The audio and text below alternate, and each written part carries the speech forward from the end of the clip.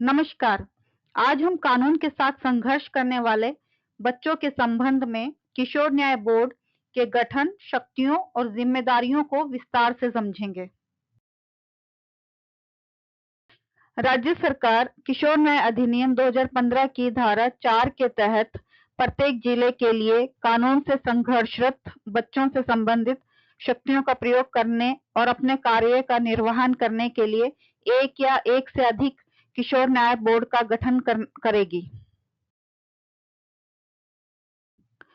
अब हम किशोर न्याय बोर्ड की संरचना के बारे में जानेंगे। पहला है अध्यक्ष, जो मेट्रोपॉलिटन मजिस्ट्रेट या न्यायिक मजिस्ट्रेट होता है। अन्य दो मेंबर, दो सामाजिक कार्यकर्ता, जिनमें से कम एक का महिला होना अनिवार्य है। किशोर न्याय बोर्ड में दो सामाजिक कार्यकर्ताओं की उपस्थिति के पीछे यह सिद्धांत है कि इसकी कार्रवाई किसी मुकदमे की तरह कानूनी रूप से संचालित नहीं होनी चाहिए।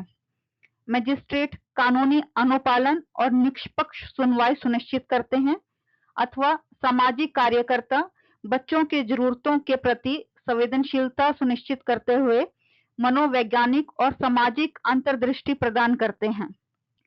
बोर्ड के गठन के संबंध में ऐसी स्थिति उत्पन्न हो सकती है जब कोई प्रधान मजिस्ट्रेट न हो। ऐसे मामलों में न्यायालय पहले ही यह निर्णय दे चुका है कि बोर्ड का गठन नहीं हो सकता है। बोर्ड को वो शक्तियां प्राप्त होती हैं जो बीएनएसएस 2023 द्वारा मेट्रोपॉलिटन मजिस्ट्रेट या प्रथम श्रेणी के न्यायिक मजिस्ट्रेट को प्राप्त हैं। अब हम जुवेनाइल जस्टिस बोर्ड की बैठक के बारे में जानेंगे। मामलों के शीघ्र निपटान को सुनिश्चित करने के लिए बोर्ड को प्रतिदिन या कम से कम महीने में 20 दिन तक बैठक करना अनिवार्य है। बोर्ड की अनुपस्थिति में कानून के साथ संघर्ष कर रहे किसी बच्चे को बोर्ड के किसी सदस्य के समक्ष प्रस्तुत किया जा सकता है।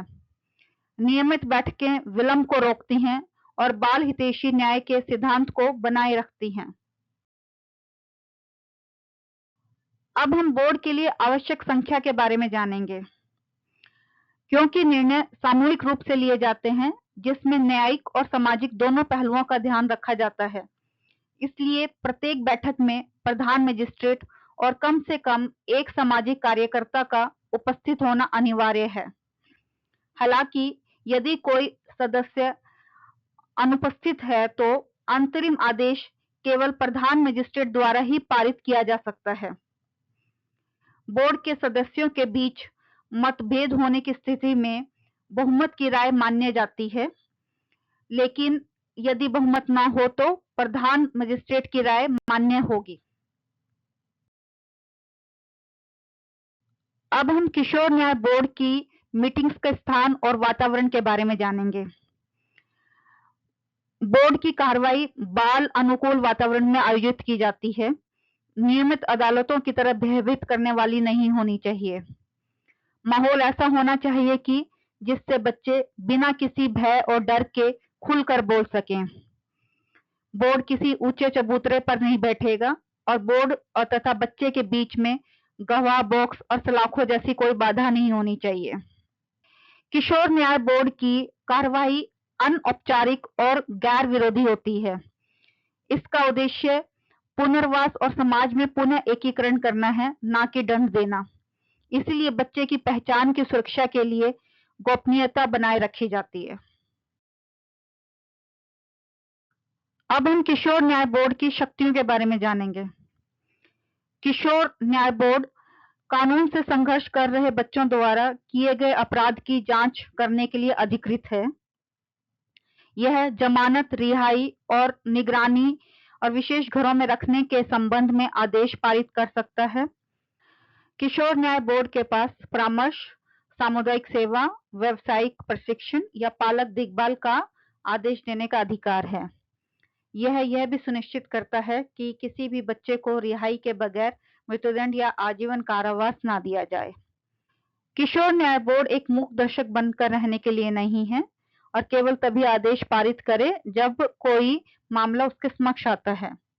यदि किशोर न्याय बोर्ड को यह जानकारी मिलती है कि किसी बच्चे को जेल या पुलिस हिरासत में रखा गया है, तो वे वास्तविक स्थिति पर ध्यान दे सकते हैं और ये उसका कर्तव्य है कि बच्चे को तुरंत जमानत दी जाए या फिर उसे निगरानी गृह या किसी सुरक्षित स्थान पर भेजा जाए।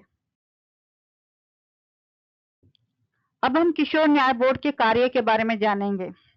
किशोर न्याय बोर्ड अनौपचारिक गैर विरोधी सुनवाई सुनिश्चित करता है, प्राकृतिक न्याय और गोपनीयता के सिद्धांत का पालन करता है। किशोर न्याय बोर्ड दंडात्मक उपायों के बजाय बच्चों के समाज में पुनः एकीकरण को प्राथमिकता देता है, आदेशों और पुनर्वास कार्यक्रमों के क्रियान्वयन की देखरेख करता है, बाल कल्याण समिति, गैर सरकारी संगठन और परिवीक्षा अधिकारियों के साथ समन्वय करता है। अब हम किशोर न्याय बोर्ड की जिम्मेदारियों के बारे में जानेंगे। कार्रवाई के दौरान बच्चों के कानूनी और मानवाधिकारों की रक्षा करता है, समय पर जांच सुनिश्चित करता है और लंबी हिरासत से बचाता है। किशोर न्याय बोर्ड प्रत्येक बच्चे की आवश्यकताओं के अनुरूप पुनर्वास रणनीतियां तैयार करता है, हितधारकों के बीच बाल अधिकारों की समझ को बढ़ावा देता है और यह सुनिश्चित करता है कि सदस्यों को बाल मनोविज्ञान, समाज कार्य और किशोर कानून में प्रशिक्षित किया जाए।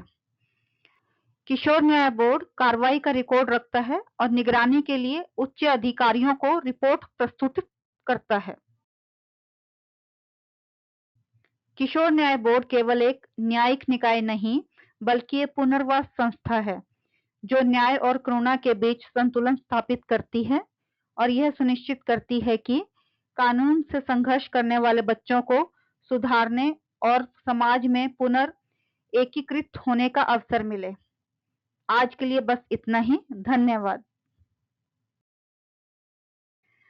This series would be continued further to explain other important aspects of juvenile justice in detail.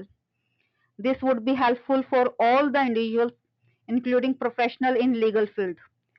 Do continue to watch this series and share your feedback by way of comments.